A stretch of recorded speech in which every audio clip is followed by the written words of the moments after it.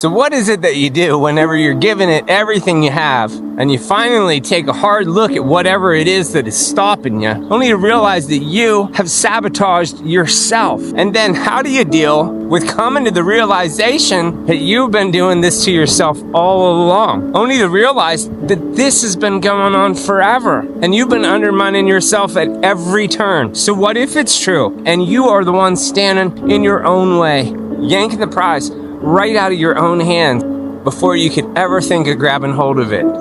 So if all of that's true and all of your troubles are of your own making, how do you even begin to square that? Before we even can, we have to take a long look at how it is that we could unintentionally derail our own progress. And more importantly, if that is what we're doing, how do we overcome something like that? So whether it's procrastination or perfectionism or fear of success, the entire idea of self-sabotage stems from deeper patterns that we need to address if we're ever going to find the capacity to break them. Because the self-sabotage, it is as counterintuitive as putting rocks in your shoe before having a run. It doesn't make any sense. It doesn't do you any good. So if you're anything like me and you want to keep from undermining yourself, put your best foot forward, working towards the things that are important to you, then I'm sure today we'll have a couple of takeaways that will be useful in getting down to the hard work of doing that. If you don't know, my name is Chad Joshua, and I'm working towards writing a 100-song catalog. I'm building this YouTube channel to help me to promote those songs, and I like to video these discussions about the head games that we all go through, working towards the things that we're trying to do in an effort to be supportive and to help hold others to account while building those friendships that I can rely on to help hold me to account. When you're doing any kind of a project, whether it's a business or some sort of a passion project, anything that's extracurricular that you would like to have become something more than just something that's in your imagination, you're gonna have to deal with all sorts of adversity. A lot of that adversity is gonna be the external kind. And there is going to be so much of that there is no real good sense to make extra challenge for yourself. But all of that comes too easy when you're dealing with hypotheticals. And it seems that when you're doing any kind of creation project, it's just entirely built on hypotheticals. You can have all sorts of data that backs up whatever it is that you're doing, but until you actually get down to putting everything together, then implementing it into reality,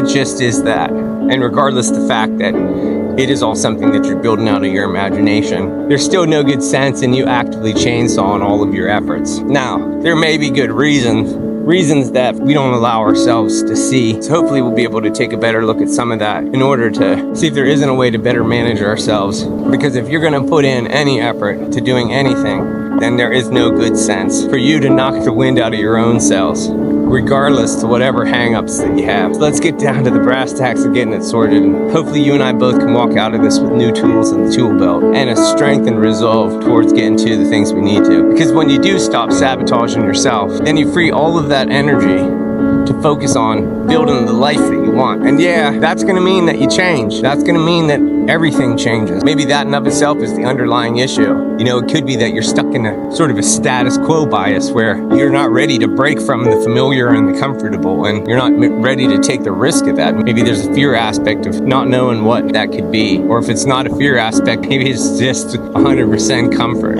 You know, you're just going through the motions, almost putting on a show for the people around you as if you're trying to do something, but you really are comfortable and would rather not grow. And if this is your problem, then you really do need to take account of it and at the very least be honest with yourself. Being honest about that allows you a real binary choice of whether you're going to be progressing or whether you're not. And that might be a good enough takeaway out of this whole thing. But if you're ready to move away from what feels comfortable and safe, then owning up to that having been what was holding you back will be the first step to allowing you to do it.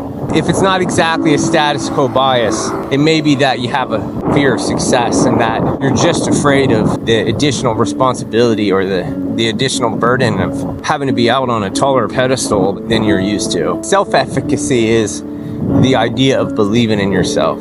Lack of self-efficacy is the fact that you don't. You maybe don't believe in yourself. Really, you don't really think that you could do it. You think you're unlucky or undeserving or have some kind of hang-up like this. But yet you have to save face. So you're in some group of people who care about you, your friends, your family, your circle of influence, and you're doing this impression management, where you're efforting yourself towards something in order to keep face amongst your circle. The problem of this is obvious in that there's the lack of self-efficacy, the deficit between your goal, for instance mine, of making 100 songs and doing my best to work towards them, and a belief system where I don't really believe that I could do it, and the deficit between my belief and my goal. And if I was going to tell you a complete truth, this is my problem. And it is one of the reasons why I've been coming out here every day, walking on this wall and putting it out there on the line, because there's just no more time for that. You know, this underlying thing, this negativity. In one hand, I have all of this talent and ability. In the other, I come from an environment that fosters so much negativity and doubt.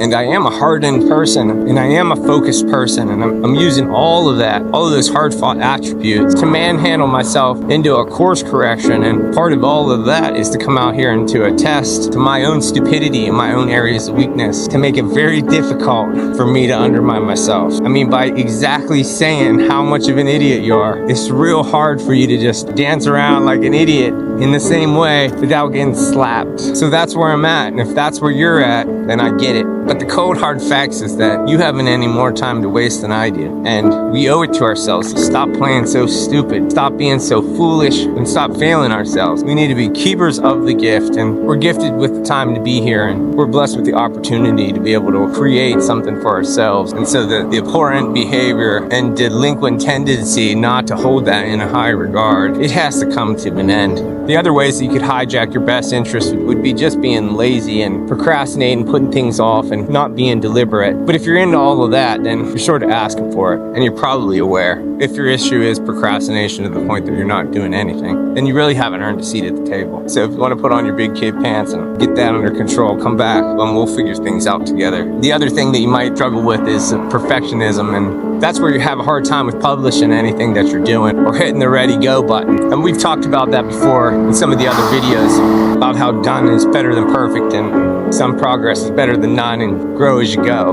One of the best remedies for so many problems is sunlight, and it seems like that plays true here today. So the challenge is to shine that light and identify at least one sabotaging behavior, one limiting belief, and one habit to replace it. Commit to doing that today, and remember that it isn't about perfection. It's not about doing this in a perfect way, but it is about making progress and feeling good about that. Because no matter how many times you drop the ball, the fact that you keep picking it up is something that people make movies about. It's something that you can feel proud about, because you're not the person being lazy and you're not procrastinating. You're down to it, and so it isn't easy for you, so what? And so the struggle isn't simple, so what? You're the person that brushes yourself off and gets right back in it, and that's the what. So remember, do your best to recognize the things that you're doing to undermine yourself. Make sure that you understand what might be the root of that, and give yourself a little bit of care when you go about moving yourself away from that kind of repetition. Always remember to reframe things and focus on positivity, things that you're doing that are making you progress, and build the habits that reinforce your goals and untether you from the negative patterns. Because if you're not succeeding, the thing you need to know is that the only person that can stop you is you. And if you take a look at yourself, and that moment that you stop standing in your own way is the moment when the sky's the limit. So you keep your head up, and I'm going to keep mine up. And in the meantime, if you haven't heard my new song, you can listen to it here. And we'll talk again soon.